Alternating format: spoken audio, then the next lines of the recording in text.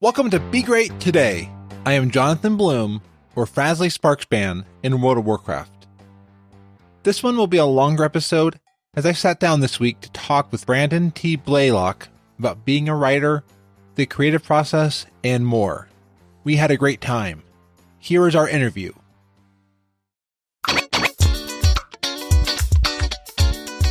I talk to a lot of writers. I know somebody they're doing nonfiction writing through blogging.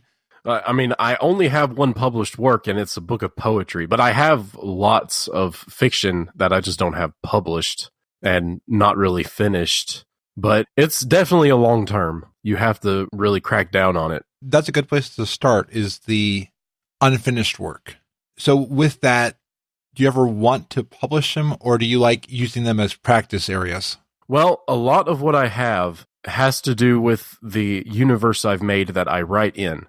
So I tend to keep them on the side either for reference or to improve later and maybe expand and make a longer story. I try to keep it and not just publish it out, because if I take what little I do have and make a full short story out of it, then later I feel like I'm going to regret having made a better full narrative out of it. You want to give the story its best take. Right, exactly. I started writing. The first things that I worked on was the universe that I was writing, and I had to decide, well, am I going to be high fantasy, low fantasy? Am I going to be writing about real world? Stephen King works in a more realistic universe that he augments into almost a alternate reality. And I decided more of focusing on a full high fantasy universe. So I had to work from the ground up and build the factions, the races. I had to decide on what religious factions there would be. The continent is split between East and West, and the West are free cities, and the East are more of a religious kingdom. The whole kingdom and their government is all built on religious beliefs. Kind of like the Holy Roman Empire. Okay, yeah. I don't want to compare them to that, but it's kind of that inspiration. Yeah. Kind of drawing from real world. Right. Well, all of my religions are fictional, and they may be inspired by other religions, but strictly I don't look at Christianity and write down all the rules of Christianity and make another religion that's almost identical to it. I try to build them separately. So in this world, the main point is to make the world feel like it's alive. So I started there and started building what you would call lore. Okay. Like you would read in a Wikipedia. And from there, I built up. And then I had, I made one character. And so I'd make a short story about them so that I'd have some background, how the character interacts with the world, what they believe, how they think. And so if I have all of this little things were to build up a better actual novel, so that when I introduce that character in the novel, I will have all of this extra to reference to. It would be more alive to me. If the character is more alive to me, it will be much more alive to a reader. It's kind of like Bill Snickle was on the Converted podcast, and he talked about when he's acting, he becomes the character. You're creating this world, so it's not like you're having to create on the spot, but you draw off of the universe you've created. Exactly. That is the best kind of analogy I can think of, is like acting, because when I make the world and start writing, when I write in as a character, when I'm writing their dialogue, writing their actions, I do put myself in their shoes. And I'm seeing this world play out through them. And if I switch through perspectives to another character, I have to understand that character just like an actor has to understand their character. So in a way, it's not like I'm not at all going to try to compare to real acting, but in a way it is. I am acting out the story as I write it through each of the characters' eyes. Okay, it's kind of like I saw The Man Who Invented Christmas, and Charles Dickens had the characters following him around, and like when he was working on different scenes, he would like ask the different characters what they thought of this and stuff like that. And it was an interesting way to look at it. Yeah, with world creation, it has a lot to do with understanding how each character is going to react to each other. So you have to lay out the framework, is what I call it. I don't know what the official word for that would be, but I lay out the framework for each of the characters and their backstories, what makes them tick, their demeanors, the way that they interact, their attitudes. And I have to think about it in each of their shoes to know how they would respond as the story progresses. It sounds a lot harder than it really is. Really, when you've made these characters, it's not like an actor would have to do, because the actor has to pick up a character that someone else wrote for them. Yeah, and with this, you've written the character. Exactly. In a way, each character that I make is a part of me. Okay. What I've always been curious, and whenever I read like a novel or a story, if I were to write a novel, I would probably like make my character do everything, be able to like slingshot things, lasers, everything. How do you decide like what your character will do, what its weaknesses are, what its strengths are? Because like I would be Batman, Superman, Spider-Man, everything.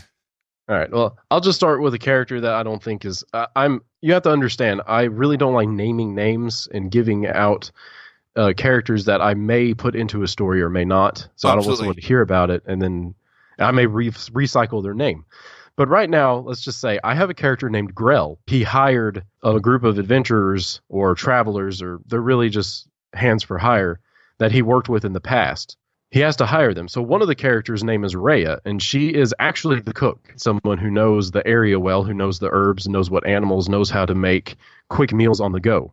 Because you can't just sit down for camp and make a stew that takes hours to perfect. You know what I mean? Oh, absolutely. So I start with what the purpose of the character is in the story. There's a mantra that I kind of keep in my head from another author named Nat Russo. It's serve the story. So every time I think of a character and what their purpose is, I think of what they have to do to the story. So since Rhea is a cook, naturally she knows recipes, she knows herbs. She has a very neutral demeanor, a neutral attitude to all of the other characters. She's not anybody's enemy. She doesn't get upset to anyone because she stays neutral in conflicts, and she doesn't do any combat.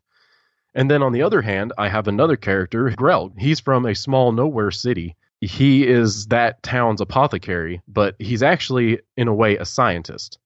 But he uses his skill of medical, or not his skill of medical, but his knowledge of medicine to work in that city, even though he knows more. I'm trying to think of how to put this in layman's terms. I think what I'm kind of hearing is you look for what that person can provide to the story and where things are going. Right, and I build them around what their purpose is. Okay.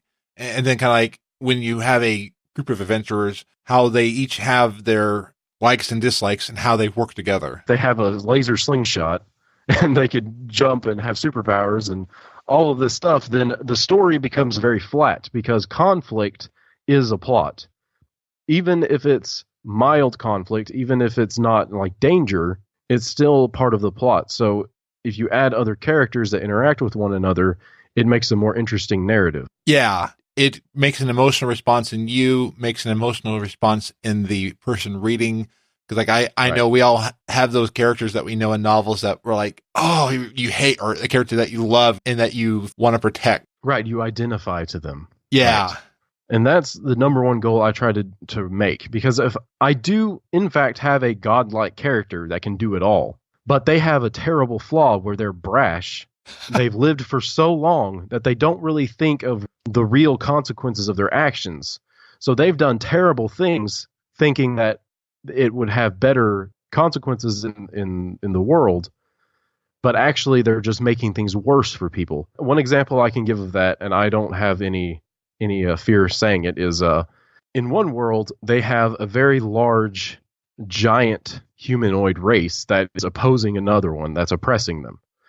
So she goes to another world that she manages and takes these very scientifically advanced people and pull them out of that world and throw them into the other one. And she thinks that because of their scientific advances, they would be able to add balance to that world and overcome the giants. Well, what happens is they get enslaved by the giant humanoids. And only two of them survive on the other world where they came from, and they think that they're the last ones. They don't really realize what happened. All they do is blame their godlike entity for what happened. Nice. Yeah, this is all strictly lore, so I feel like I kind of gave away some of a character, but honestly, overall, if anything, I want to help anybody who listens to this to inspire them if they're thinking about being a writer, if they want to be an author, or just writing storyboard. Because writing and story making are really two different things. World building and writing. You should really think about what story you want, what you want to inspire in other people, what people you want to entertain. Think about that. That's your platform. The main thing is think about the group of people you want to inspire, because that's what I want to do. I want to inspire. I want someone to read my work and not go, wow, what a great story. I want them to read it and go, I think I could do this. So inspiring them to action in other things, or inspiring them to action in writing? In creative writing, specifically. Nice. Yeah. That's kind of how I approach my podcast. Is I want somebody else to make a podcast because they like what I do. Exactly. And in a way, I think everyone that works in any arts like that for entertainment kind of have that goal in the back of their head. Yeah. I've seen so many people on YouTube now, these ads for like masterclass and stuff like that. A lot of the creatives are now teaching people through online classrooms how to do what they do. And I think it's because a great leader sets anybody that follows them up and actually makes that the person that's coming up go past where that leader is.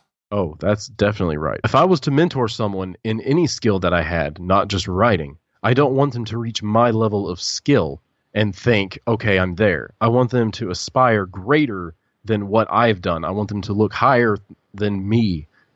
You see what I mean?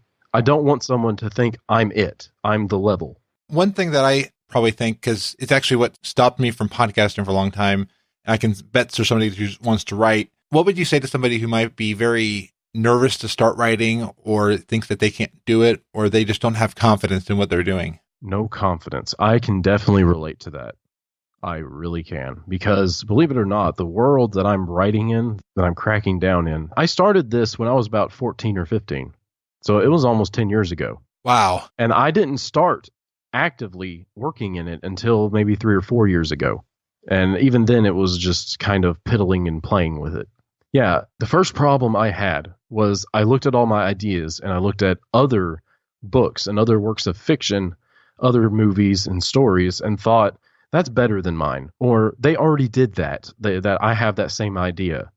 And it really hit me when I started podcasting, and believe it or not, that it doesn't matter if someone else does the same thing that you do. It doesn't matter if they podcast. I'm just going to use podcasting for a second. It doesn't matter if someone else podcasts about gaming in general or the specific game you want to podcast in. It's the same with writing. It doesn't matter if someone has already written Lord of the Rings. You can make a high fantasy adventure that has to do with overcoming hardships and the wrongness of trying to cheat death. That's some of the major themes of Lord of the Rings. It doesn't matter if you want to write about that. Don't look at Lord of the Rings and think, oh, that's already been done. You have a story that you can make, and it's unique because you made it. Don't ever think that an idea that you thought is too insignificant because someone else has already done something like it. The only things you need to focus on in that area is don't be a cliche and stay away from plagiarism. Don't just flat out take their work. Take the ideas, the concepts, anything that's similar, anything that strikes you, anything that sparks an idea. Sit with it, play with it in your head, mold it around. It will surprise you, the things you come up with that'll hit you days after you were sparked with that idea. It just hit you in the middle of work. Oh, I can do this. I can change it this way. You see what I mean? Absolutely.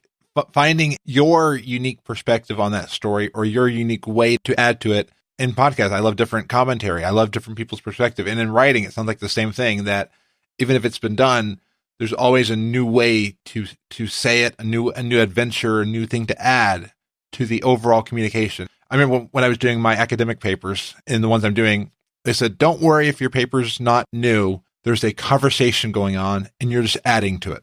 That's exactly right. And if you ever feel like there's something that doesn't have any value that other people would enjoy that you have, just look at talk show radio or morning talk shows on the news. Really, look at them. They're just men and women sitting around talking about events. Yeah, my mom loves Live with Kelly Ripa, and I'm looking at them like, oh no, that's Frazzlecast. And I was thinking, no. I was like, no, but it's different. I mean, I'm not a... Right. I'm not Kelly Ripa. Exactly, you're not. You're Jonathan Bloom. You Absolutely. are a completely different person. You have different views on something. You have different words, a different voice. There's a lot of differences in people that I want to be careful naming names of different programs, But you have one guy that could talk about the same thing, and then you can talk about it, and people might like you better because they like your voice better. Yeah. Or they like your insight, or your point of view is just a little bit different than this other guy who's could be more famous than you or not. It doesn't matter. Fame doesn't really matter as much as you being unique. I can't stress this enough that everyone has something unique about them. As much as there's bullies, that whether they realize they're doing it or not, that try to make everyone seem all the same, normal, and then they're special. A writer, a podcaster, anyone, you don't just get your skill from a gift from the heavens and now you're God's gift to writing or God's gift to podcasting. You developed it, and you know this personally from, I'm sure, absolutely. Podcasting. Yeah, and it takes time. Like, my confidence level is growing. I'm learning things. For me, it comes from sharing a passion, and it's probably with you. You build a passion through your work, and that's what drives you to want to build it and create it. Right. And so I didn't wake up one day, or even before that. I wasn't born with some magical gift with words. I didn't have this story that was implanted into my psyche from my day of birth that I'm the god of writing now, and you can't do anything about it. So like there were like no golden tablets passed down to you from the heavens saying, this is the story you will share to everybody. No, definitely not. It was me and my brother playing in my backyard. And the stories that we made inspired my imagination through most of my early adulthood. I guess right now, technically, I'm still considered early adulthood. But, through 18 to 21, it's a lot of those stories that kept me going in a way. It's my imagination stayed alive in that. And so I took all the ideas of those and worked with them. And I wanted to write. So I started learning the craft of writing. It's like artists. People look at artists and think, oh, I'll never be able to draw that. But really, that's them lying to themselves. Yeah. Because you can do any skill that you want as long as you put effort into it. Absolutely. And as long as you keep building at it and keep working at it, the days where it's tough or the days you're like, I don't want to do this, just keep at it. Right. And sometimes you're going to look and think that you didn't make any progress. Some days you're going to want to give it up and throw it away. Oh, absolutely. But if you stick with it, if you keep going and keep pushing on, you're going to have a day after that where you're going to look back and go, wow, I was terrible and now I'm so much better. And I mentioned him before. I'll mention him again. If I guarantee you that Stephen King, working on whatever fiction he is now, still is learning things and is still trying to better himself and is still discovering, wow, that's a new way to do that. I can't believe I did that with 50 other novels. I can completely change this around right here. It'll be so much better. It's just like artists who learn new brush strokes or new color palettes. It's the same with podcasters who learn new ways to edit, new software, new techniques, any of it. Absolutely. That they never stop growing, because the day they stop growing is the day that they stagnate. I never want to stop growing. Exactly. So really, to anyone who's curious about writing or curious about podcasting or curious about any skill that you want to develop, the masters that you look up to were students just like you who are looking around going, how do I do this? Now they have, a entire library behind them, but they're still looking around going, how do I do this? I was watching a YouTuber, and I'll name them because I love the YouTuber, Space Hamster. I was watching the recent video. Well, YouTube showed me one of their early videos from 2013. I was like, wow, the person, you could see how they developed their technique over the years. It's the same person, but their earlier videos were totally different than who they are now. YouTube is a good example of that, because to look at how people progress, you can find your favorite YouTuber, YouTube personality, and see their old videos if they still have them up, and go back and look as far back as you can, and you can snap like every 10 or 20 videos up. You can see how they progress, how they change, how they've developed that skill. Yeah. And it's always developing. You're never going to arrive and suddenly be the best. That doesn't happen. There's always someone better than you, and there's always improvement for the people better than you. Don't understand me and misunderstand me. I don't mean that as anything derogatory. There's always going to be someone better than you. But you have to start and you have to keep at it. Otherwise, you won't be able to get to their level if you don't start. Right. Let me put it this way. With any skill you develop, there's only two real levels. It's learning and then applying. I like that. You have to learn the skill you're doing. I have to learn sentence structure. I have to learn grammar. I have to learn pacing. There's a lot in the craft of writing, but it doesn't matter how much I learn, I'm going to have to apply it. And so there's no phase where I'm suddenly the master at this. It is, I learn what I want to do, and then I apply it into what I'm doing. I've got that with my my current course. They brought up two ideas: hardware skills and software skills. The hardware skills are the things that you do, like learning to edit, learning to do this. The software skills are what you develop and what allow you to use the hardware that you've already developed. And it's those things that you have to keep applying to the hardware to make it run. Right. It's never I've arrived process. I don't care how famous you are. I don't care how rich you could be off of whatever product you developed. If there's a point where you think you've arrived, then something's going to happen to show you that you still have progress to make. Absolutely. It's a journey. It's not really a destination. And I know that's an extreme cliche, but it's so true. Yeah. You don't just arrive. You don't just wake up one morning and go, "Oh, I'm an author." I'm an author because I have one work published, and I'm a writer because I work at building stories and writing. I mean, you can be a blogger and be a writer. Don't get me wrong. I guess I should say novelist more than writer. But, you're not an aspiring anything. You learn and then you apply. You see what I mean? Absolutely. Wow. Thank you, Brandon. I love the application. Starting a craft, seeing people that I know be like, wow, I want to be like them. Because you're right. Stephen King's still learning. He's probably right now at his home thinking through his new stuff and still growing as a writer. Absolutely. And just like you, I'm sure will on your free time, will look up new techniques for editing, or you'll be listening to other podcasts. This is another way of studying, is you reverse engineer other people's work and go, I like how they do that. I think I'm going to start doing that. Yeah. I added an opening intro to my show because I was like, I should let people know what the show's like before. But I mean, that's because it's just learning. And the podcasts I listen to now are mostly podcasts about podcasting. Exactly. See, so I mean, exactly where I am. I have one real piece of advice for anybody who aspires to do anything in creative work, and it's to stick with it. And it's not going to be easy, but you have to decide. You really have to decide. And it took me months to decide on podcasting or writing, because I reached a place where I had to look at where my podcast was going, and I had to look at the creative writing I was starting. And I didn't have the time for both. It may not seem like writers do much, but there's a lot of work going on in their head, on their notes, on their computer.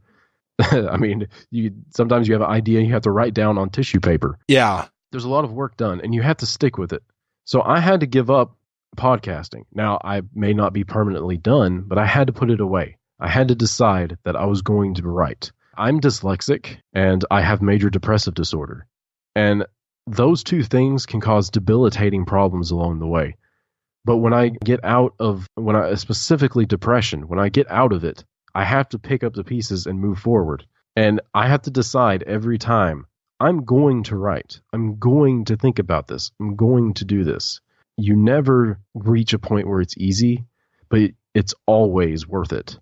Absolutely. And there's always the good things that come out of it, make those long hours worth it. I mean, the times where you're working on the project thinking like, why am I doing this?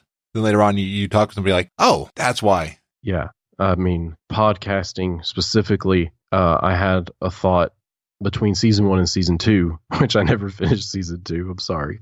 But I had a spot between season 1 and season 2 of my Citadel Tower radio. And I thought, why am I doing this? Why am I even being entertainment, doing this? And then maybe 2 weeks after I stopped, I had someone DM me on Twitter why I stopped, because they really liked my show. And I was like, and it struck me like, whoa, somebody listens to my show.